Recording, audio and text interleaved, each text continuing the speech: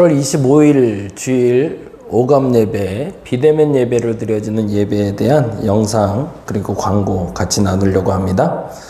먼저 광고 말씀드립니다. 수도권 사회적 거리두기가 4단계 12일부터 25일까지 진행 중에 있고요. 그리고 정부 발표에 따라서 계속 진행되고 있는 상황 여러분 주지하고 있을 걸로 생각됩니다. 수칙에 따라서 잘 지켜졌으면 좋겠습니다. 하반기 기도 제목 나눠드렸습니다. 나눠드린 기도 제목문 보시고 매일 시간마다 여러분의 정한 시간에 기도하시며 여러분의 기도에 응답받으시고 응답받으신 것들은 같이 공유하며 나눠주시면 더 큰 은혜가 될 것 같습니다. 예배 모임 변경되었죠? 주일 오감 예배 아직은 비대면입니다. 그런데 새벽 아들남 기도회는 다음 주 월요일부터는 시작하려고 합니다. 그래서 월요일 새벽부터는 다시 대면으로 모였는데 정부에서 20일자로 발표를 했네요. 그래서 20일 이후에 정규 모임은 교회 수용 인원의 10%, 최대 19명 이내로 대면 예배를 허용하기로 했다고 중앙재난안전대책본부에서 발표를 해 주었습니다. 이게 물론 이제 여러 가지 사정으로 이제 서울과 경기권에는 7개 교회가 대면 예배 금지 집행 신청에 대한 행정법원에 소송을 냈대네요. 그래서 그 결과물로 나온 건데 조금 아쉽지만 이렇게 나온 결과이기 때문에 좀 아쉬운 건 있지만 그럼에도 불구하고 비대면으로 저희 교회 같은 경우는 10명까지는 가능할 것 같습니다. 그래서 10명 같이 모여서 예배하는데 우선적으로 새벽 예배부터 시작하고요. 그리고 금요 한목기도회는 8월인데요. 조금 좀 지켜보겠습니다. 공지 다시 드리도록 하겠습니다. 하늘정원은 역시 임시 잠시 휴장하도록 합니다. 그리고 BBQ 신방도 약간 신방 보류했다가 9월부터 본격적으로 진행하면 어떨까라는 생각이 듭니다. 오늘 나눔 도서는 인간과 사회를 바라보는 다양한 시작과 그리고 새로운 통찰을 위한 책, 프레임이라는 책 같이 나누려고 하고요. 다음 주에는 어떻게 마음을 움직일 것인가 라는 책을 함께 나누려고 합니다.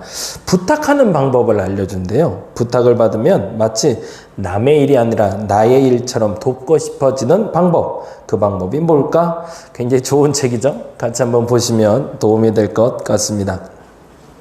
가정예배 계속 드려가고 계시죠? 비대면이라 특별히 가정예배 드리고 계실 텐데 그것이 가정교회의 기초가 되었으면 좋겠습니다. 자매기도 우리 같이 하도록 하겠습니다. 지난 반년 동안에 우리의 역량은 부족하였으나 주님의 도우심으로 좋은 시간을 보내었나이다. 모든 것이 풍성하지는 못하지만 오늘 우리의 감사가 풍성함에서 오는 감사가 아니라 고난 속에서도 우리를 훈련시키시어 좁은 마음을 넓혀 주신 것, 남을 생각하는 마음이 생긴 것, 쉽게 좌절하지 않는 것, 사람의 소중함을 아는 것, 자족하는 법을 알게 하셔서 우리를 성숙함으로 이끌어 주시옵소서. 한 해의 새로운 절반을 시작하는 우리에게 차분한 호흡을 허락하셔서 감사함 가운데 지나온 길을 돌아보게 하시고 소망 가운데 나아갈 길을 내다보게 해 주시옵소서. 그리고 함께 인생길을 걸어가는 이들을 격려하며 새로운 힘을 얻게 주시옵소서. 예수님 이름으로 기도합니다. 아멘. 아멘. 자세히 확인 들으시기 바랍니다. 창세기 50장 17절에 보면 이런 말씀이 있습니다. 내게 악을 행하였을지라도 이제 바라건대 그들의 허물과 죄를 용서하라 하셨나니 아버지 하나님의 종들인 우리의 죄를 이제 용서하소서. 아멘. 아멘. 오늘 말씀은 누가복음 19장 1절에서 10절 말씀이 됩니다. 같이 볼까요? 예수께서 여리고로 들어가 지나가시더라. 삭개오라 이름하는 자가 있으니 세리장이요 또한 부자라. 그가 예수께서 어떠한 사람인가 하여 보고자 하되 키가 작고 사람이 많아 할 수 없어 앞으로 달려가서 보기 위하여 돌 무화과 나무에 올라가니 이는 예수께서 그리로 지나가시게 됨이러라. 예수께서 그곳에 이르사 쳐다보시고 이르시되 삭개오야 속히 내려오라. 내가 오늘 내 집에 유하여야 하겠다 하시니 급히 내려와 즐거워하며 영접하거늘 뭇사람이 보고 수군거려 이르되 저가 죄인의 집에 유하러 들어갔도다 하더라. 삭개오가 서서 주께 여짜오되 주여 보시옵소서. 내 소유의 절반을 가난한 자들에게 주겠사오며 만일 누구의 것을 속여 빼앗은 일이 있으면 내 갑절이나 갚겠나이다. 예수께서 이르시되 오늘 구원이 이 집에 이르렀으니 이 사람도 아브라함의 자손이미로다. 인자가 온 것은 잃어버린 자를 찾아 구원하려 함이니라. 아멘. 오늘은 울퉁불퉁해도 평균적으로 보면 둥글다라는 제목의 이야기 같이 나누려고 합니다. 최인철 교수의 프레임이란 책 앞서 말씀드린 대로 함께 봅니다. 프레임의 개념을 국내에 본격적으로 소개하고 인간과 사회를 바라보는 다양한 시각과 새로운 통찰을 일깨우는 심리학 바이블이라고 여겨진 책. 꼭 10년이 돼서 10주년 기념 증보판도 나왔네요. 프레임이란 뭘까? 프레임을 이렇게 정의하고 있습니다. 세상을 바라보는 마음의 창. 우리가 세상을 바라볼 때 그 시각을 말해주는 마음의 창이 바로 프레임이다라고 정의하고 우리가 갖고 있는 이 프레임의 긍정적인 요소와 부정적인 요소를 설명하고 있습니다. 프레임을 마음가짐 정도로만 생각하는데 프레임은 단순한 마음 먹기가 아니라 그것이 습관으로 자리 잡을 때까지 리프레임 과정을 끊임없이 반복해야 되는 것이 우리의 마음의 창이다라고 이야기하고 있어요. 그 마음의 창은 언제나 가변성을 갖는 거죠. 불변성이 아니라 가변성을 갖는 게 마음의 창입니다. 이러한 과정은 언어와 은유, 가정과 전제, 단어와 질문, 경험과 맥락 등을 점검한 후에 더 나은 것으로 설계하고 시공하는 작업을 요한다. 언어, 은유, 가정, 전제, 단어, 질문, 경험, 맥락 등으로 점검을 한 후에 더 나은 것으로 나가서 리프레임 시킨다는 얘기죠.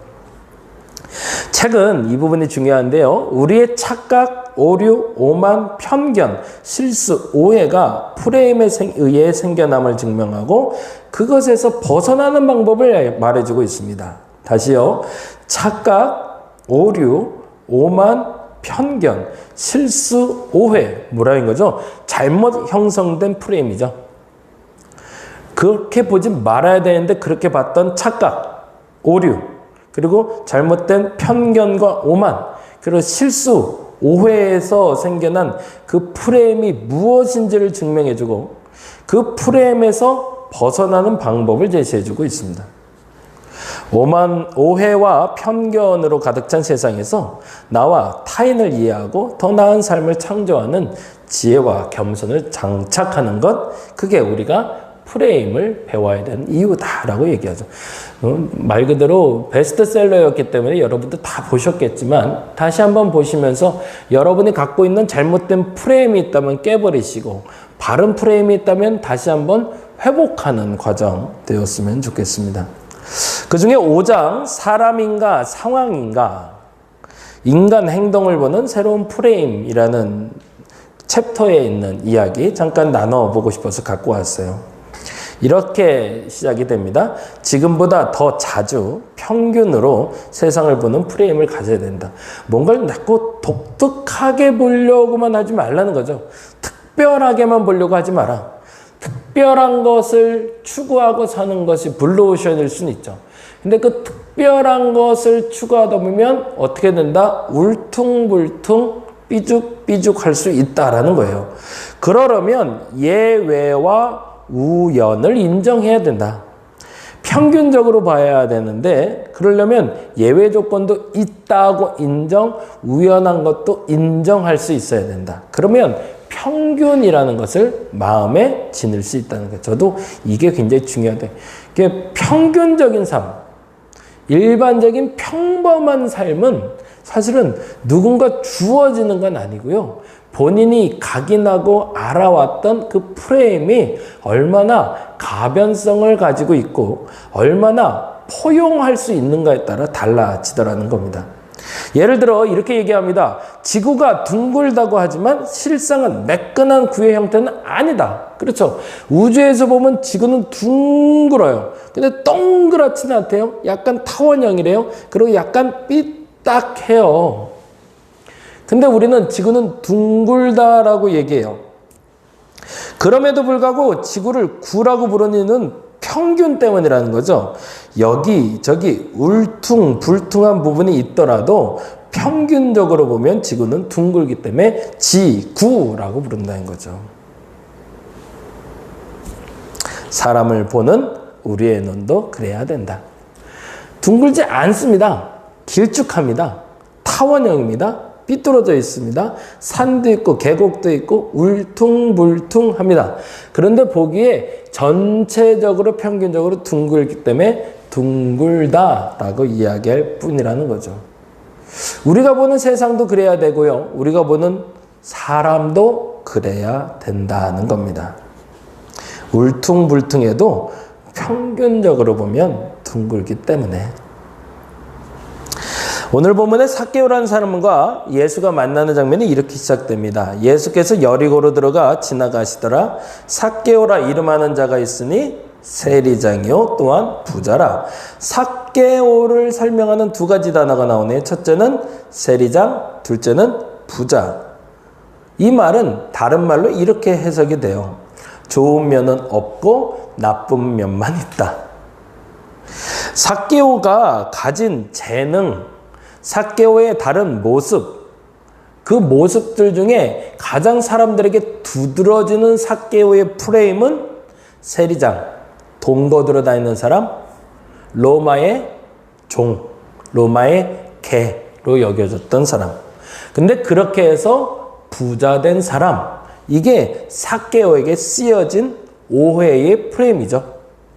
왜 삭개오가 그렇게 살았을까는 사람들이 보지도 않고 어떻게 하다가 그렇게 됐는지도 생각하지 않고 그냥 삭개오 하면 세리, 삭개오 하면 부자라는 프레임이 갇혀 있었다. 좋은 면만은 없고 나쁜 면만 있더라라는 거죠.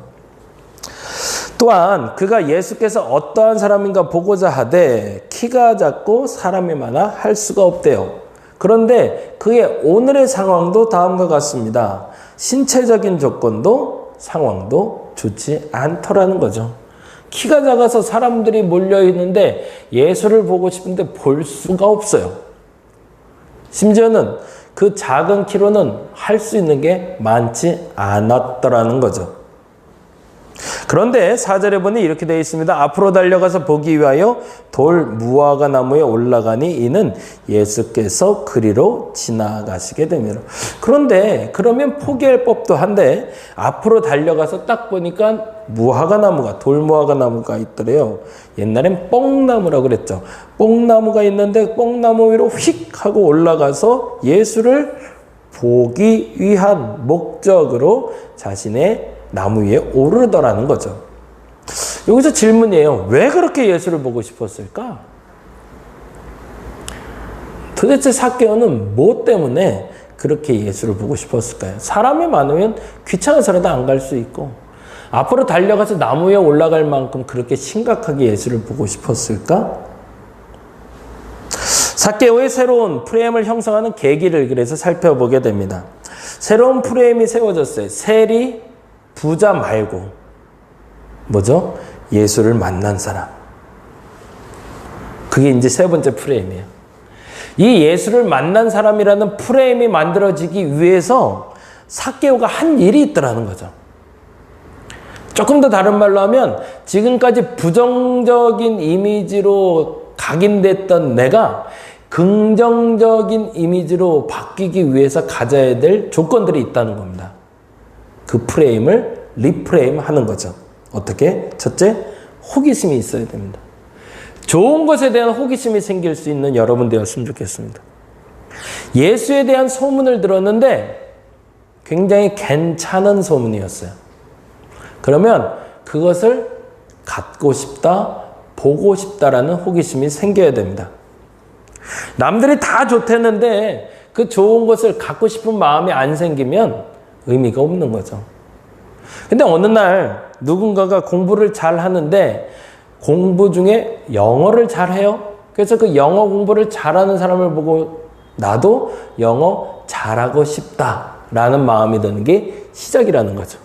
근데 어떤 사람이 영어 공부를 잘하고 영어를 잘하는데 전혀 관심이 생기잖아요. 그러면 새로운 프레임은 만들어질 수 없겠죠. 누군가 교회를 해요. 근데 그 교회가 생각보다 잘 운영이 되고 정말 교회다워요. 아, 나도 저런 교회 다니고 싶다. 저런 교회 하고 싶다. 라는 마음이 들어야 새로운 프레임이 형성이 되지. 저기 좋은 교회 있네. 근데 우리 교회는 나빠. 라고 끝나버리면 새로운 프레임은 형성이 안 되는 거죠. 코로나 때도 마찬가지. 지금 우리에게 안 된다는 프레임이 가득가득 씌워져 있는데 이때 여러분에게 할 수 있는 그 좋은 프레임이 생성되기 위해서 하나님은 호기심이라는 은혜를 주실 겁니다. 그 은혜를 붙잡으시기 바랍니다. 근데 붙잡는 방법은 두 번째죠. 호기심에 대한 행동이 따라가야 됩니다. 영어 잘하고 싶어. 말만 하면 뭐예요? 저희 형님하고 요즘 영어 공부하는데 저희 형님이 그 얘기를 하시더라고요. 친구 한 분이 있는데 친구인지 지인인지 공무원 시험 공부하면서 영어 공부해야겠다고 얘기하셨대요. 그래서 열심히 영어 공부해야 된다고 얘기를 했는데 1년 동안 안 하시더래요. 뭐가 안 된 거죠? 영어를 잘하고 싶은데 호기심은 생겼는데 행동으로 안 옮겨진 거죠. 그러면 취할 수 없더라는 거죠.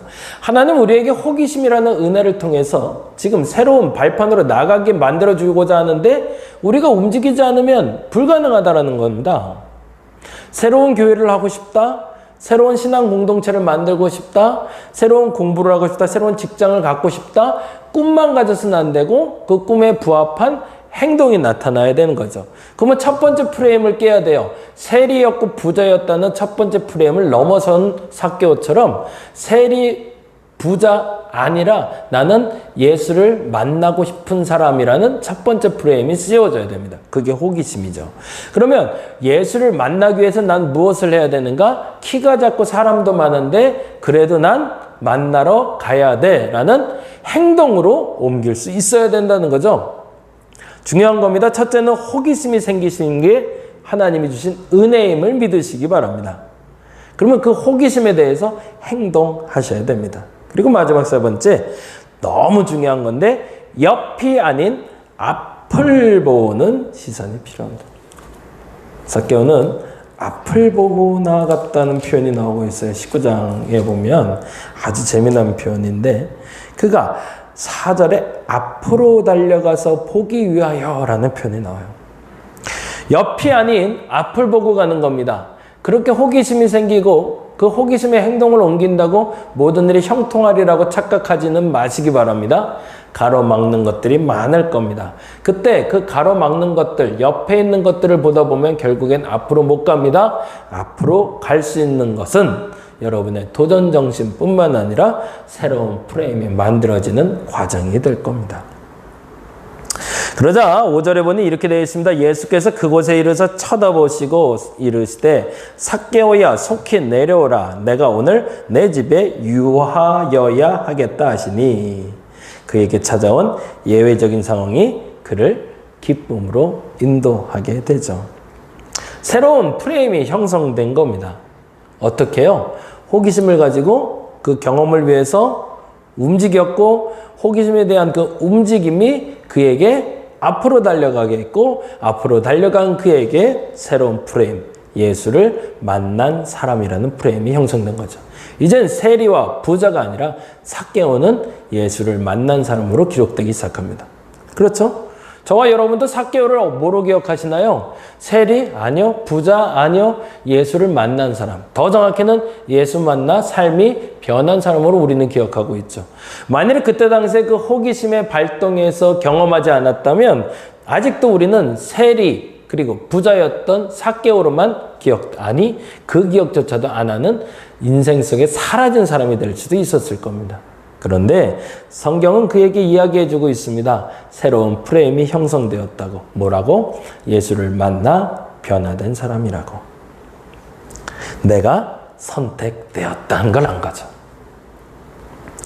8절에 보니 이렇게 되어 있습니다. 삭개오가 서서 주께 여짜오되 주여 보시옵소서 내 소유의 절반을 가난한 자들에게 주겠사오며 만일 누구의 것을 속여 빼앗은 일이 있으면 내 갑절이나 갚겠나이다 라고.